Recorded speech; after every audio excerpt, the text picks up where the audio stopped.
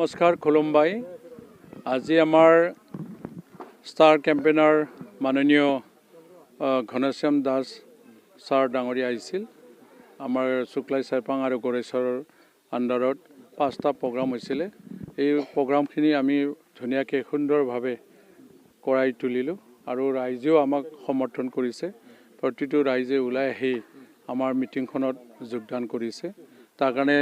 श्रद्धा राइजলৈ मैं धन्यवाद ज्ञापन करिছো आहि थाका जितु 9 एप्रिलर निर्वाचনৰ दिना সকলোই যেন শান্তি সম্প্ৰীতি বজাই ৰাখি ভোটদান কৰিব পাৰে তাৰ কাৰণে মই ঈশ্বৰৰ প্ৰতি সেৱা ৰাখিছো আৰু ৰাইজৰ আমাৰ প্ৰতি ধাউতি হোৱাৰ কাৰণে এই স্পিৰিটটো সদায় যেন ৰাখে হেতু কাৰণে ঈশ্বৰৰ প্ৰতি মই সেৱা ৰাখিছো আজি যেটো কেনে ধৰণে নিৰ্বাচন প্ৰচাৰ চলি আছে আপোনাৰ বৰ্তমানটো খুবেই ভাল যিখিনি আমি গাঁও চুবুৰী ঘূৰিলো प्रति राइजे निजे निजे आमाक माति लई मिटिंग पातार कारणे माने जोगान धरि दिसे निश्चय मैं हेइखिनि भोटर आशारे और बाकीखिनितो आमार स्वेच्छा भावे आमाक जिखिनि मानुहे समर्थन करिसे हिसाबे आमी निश्चित जय हब किमान मान भोट पाबो বুলি আশা কৰিছে মইতো কৈয়ে আছো 80,000 কে কম নাপাও শতাংশ পাব আৰু মাননীয় ভিক্টৰ দাসে এটা কথা কৈ ললে তেখেতে जितु आमार जातीय एटा स्वाभिमान अসমীয়া জাতিৰ গামোচা এই গামোচাৰ ক্ষেত্ৰত आमार दলৰ নেতৃবৃন্দসকলে ৰাইজৰ ওচৰ যাওঁতে গামোচা পিন্ধাটো তেখেতে বেয়া শব্দ এটা ব্যৱহাৰ কৰি দিলে তেখেতে ইটোৰ ক্ষেত্ৰত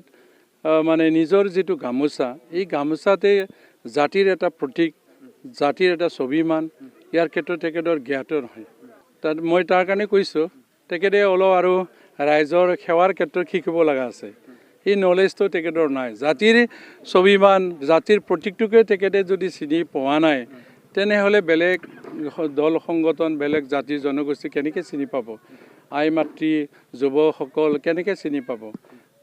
সকলো জাতিৰে নিজৰ এটা কৃষ্টি থাকে ৰীতি নীতি লৈ মানে এটা জাতি গঠন হয় ধৰ্ম আছে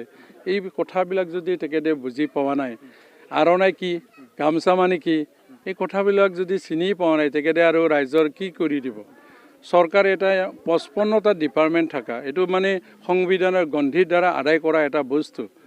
ইয়াৰ মানে ৰাইজৰ খুচুৰকা কৰিব লাগিব ৰাস্তা পদূলি পৰা স্কুল কলেজ যেখিনি অনুষ্ঠান প্ৰতিষ্ঠান আছে ইয়াৰ ক্ষেত্ৰত সংবিধানৰ গন্ধিৰ মাজত আনিব লাগিব হিচাপে ইয়াৰ ক্ষেত্ৰত মোৰ যেটো দুবাৰকে মই এমসিএলএ হৈছো মোৰ অভিজ্ঞতা হৈছে